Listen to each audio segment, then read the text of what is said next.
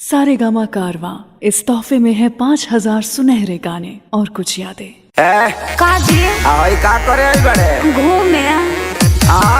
हाँ जी इनकरा घरे में हेरारू नहीं खे मतलब का कहल चाहता है? बहुत चलियास काहे? ना तो दू पे के मरनी की करा के मारल स्टार्ट करो सरवाना ना तो हमरा ना चले काहे जी? भगाओ भगाओ अरे जल्दी किसी आई मौत काहे सब करतानी राजा जी रउआ शिवा के हुलेले नहीं खे माजा अच्छा जी। सी आई हां ना जी ना बुझाला सुनी न काहे सब करतानी राजा जी रउआ शिवा के हुलेले नहीं खे माजा जी।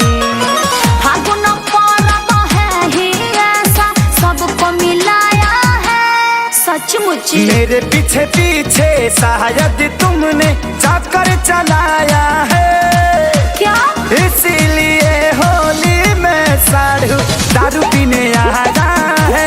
ऐसे क्यों बोलते हैं? इसीलिए होली में साढ़ू दारू पीने आया है। सुनिए ना। कुछ ना सुनो ओहो चुपचाप पी के हटा दो न तो दिमाग के बरमुंड गर्म होता। ऐसा कुछ नहीं है। हटाओ जल्दी। अरे काहे ले इतना गरम हो रहा है? सुनिए तो ढेर दिन पर एक तयले मिठाई चार के जिलैले रउआ पानियो न पिए दिहानी खिसिया के उ दुआरा गइले। अच्छा ऐसे ना करे के चाहिए। अरे जाना तानी वीडियो कॉल पर बात करेलू नहीं हो रहेलू तो जाके मुलाकात करेलू। जिसने भी आपको बताया है वो झगड़ा लगाया है। मयूर चुप समझ रहा हूँ काहे खाती साया साड़ी लाया है। इसीलिए होली में साढ़ू दारू पीने आया गलत है। ना सोचिए। इसीलिए होली में साढ़ू दारू पीने आया है। हल्ला नहीं कीजिए। देखो का इनका के हटा दो न तो सड़ुआना न तो सड़ुआ दे इनका के। एह खिसिया मत होली बजाएगा ना।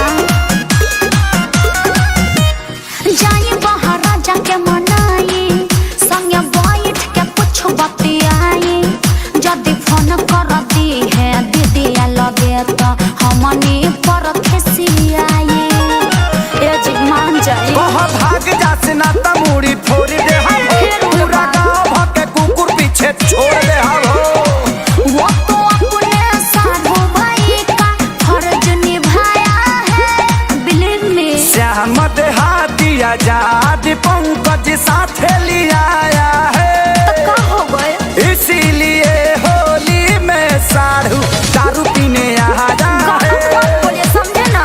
इसीलिए होली में साढ़ू दारू पीने आया है। देखिए जौन हो गया सो हो गया। बात हटाओ जल्दी हटाओ। अरे अरे बात मानिए। देखिए अब सब खत्म हो गया। अब चुपचाप रहिए। अरे पूरा इंडिया हिली बाबू खाली तू देखत जा। मेरे पीछे पीछे शायद तुमने चक्कर चलाया